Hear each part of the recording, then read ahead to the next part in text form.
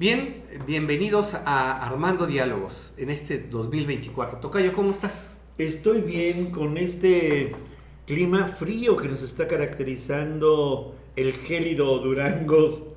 Pues todo enero casi siempre llega a ser frío, así que este año no es excepción, Tocayo.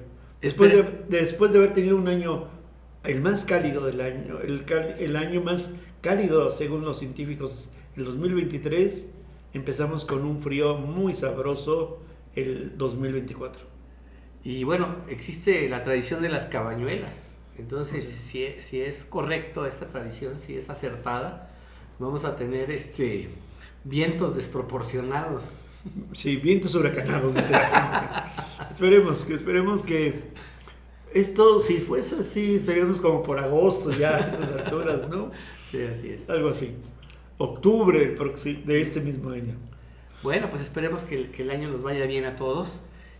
Sería muy bueno decirle a nuestro auditorio de una vez, sí, perdón, casi no te digo, sí, que tengan un excelente año, ¿verdad? Claro, ¿no? Feliz año. Todavía hoy cuando vas por la calle, parece ya muy entrado el año y te encuentras a alguien que no has visto, pues les dices, pues ya no, feliz Navidad, pero sí año nuevo, ¿no? Así es, 2024. Y sí, y más al ratito vamos a empezar platicando sobre algunos personajes importantes de la cultura mexicana, que uno de ellos falleció y otro está pues muy cerca de dejarnos. Y luego vamos a hablar sobre un poquito cómo arranca el año, ¿no? Me parece. Ese es el plan.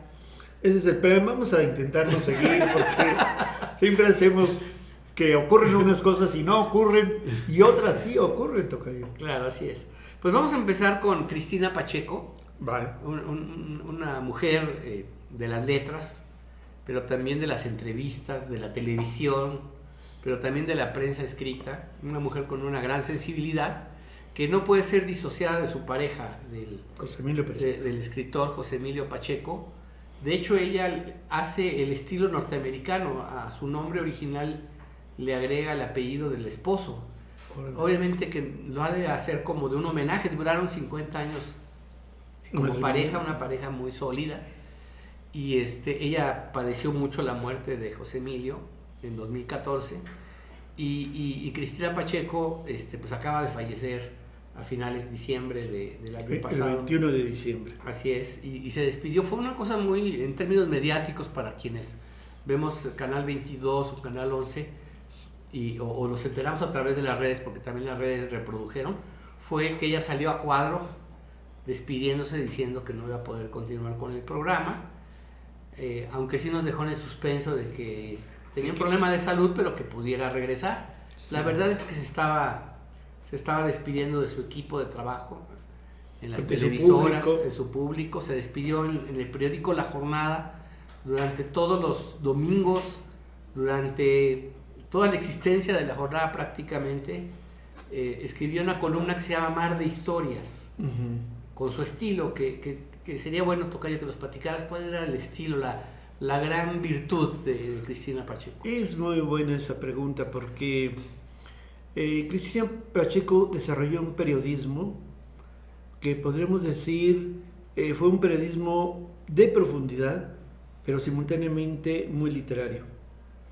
Y eso tú lo puedes encontrar en sus dos vertientes, por lo menos escritas, también en el mundo de la televisión, pero en sus dos vertientes escritas, que eran entrevistas, hizo 2 libros sobre pintores, sobre artistas, y luego también su columna Mar de Historias, también hubo algunas recopilaciones.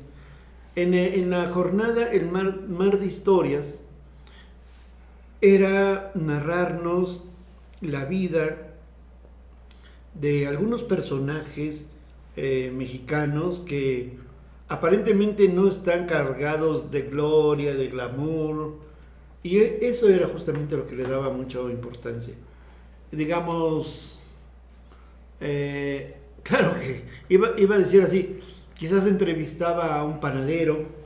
Eso no es una cosa menor. De repente uno aminora, uno se imagina una celebridad en política o en el mundo intelectual, pero Más de Historia era pues la entrevista narrada, por decirlo así, de un panadero, de una ama de casa, de una persona enferma, de una persona que luchaba por sobrevivir ante una fatalidad.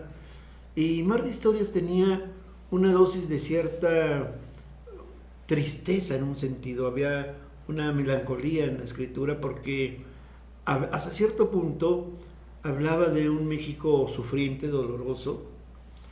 No siempre era así, pero la mayoría de las veces tenía esa tónica. Entonces su narrativa era la descripción del personaje, su mundo en el que vivía, y en realidad en eso abarcaba, digamos, toda la parte final de la jornada. Y lo iba dividiendo, tenía un estilo muy particular. Vamos a suponer que el texto lo iba dividiendo en pequeños apartaditos, en pequeños capítulos, que hacía que la lectura tuviera descanso.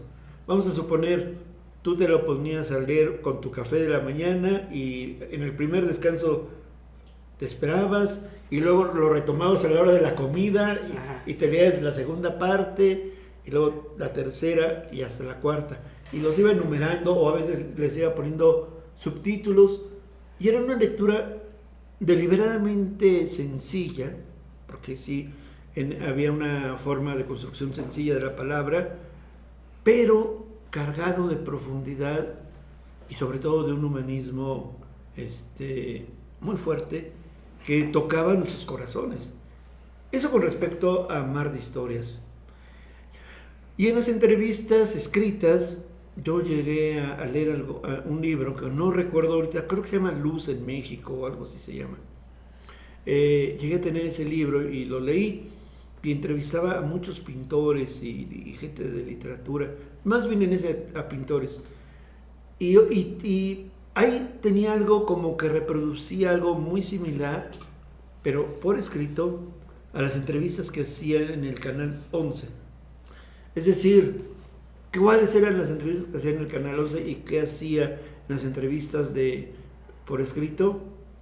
Pues acercarte no al personaje estereotipado del artista, sino a la persona, como diría Mornier, a la persona humana. Se acercaba a él y casi siempre tenía el tino afortunado de tocar el corazón, tanto de la persona que entrevistaba como de nosotros que nos enterábamos de esas entrevistas. Así que ella logró un estilo, no sé si la palabra correcta sea intimista, pero hablaba desde el corazón mismo de las personas. Si tú estabas sensible, podías captar muy bien todo eso en una pluma ligera, amable, pero simultáneamente profunda y muy emocional el tocayo. Sí. Eso era más o menos lo que yo puedo narrar Era una maestra de la entrevista. Yo me acuerdo que alguna vez yo di clases sobre periodismo y le decía, miren, hay muchas variedades de entrevista. Y, o sea, el caso de Cristina Pacheco es único también, porque su forma de entrevistar no es sacar el hacha y preguntar a quemarropa, a cosas horrendas o que ponen en cuestión al personaje, sino que son entrevistas que más bien tratan de retratar el alma de los entrevistados. Yo creo que has resumido muy bien su gran cualidad de hacer héroes o personajes centrales de su trabajo periodístico en televisión y también en los escritos al pueblo, a la gente.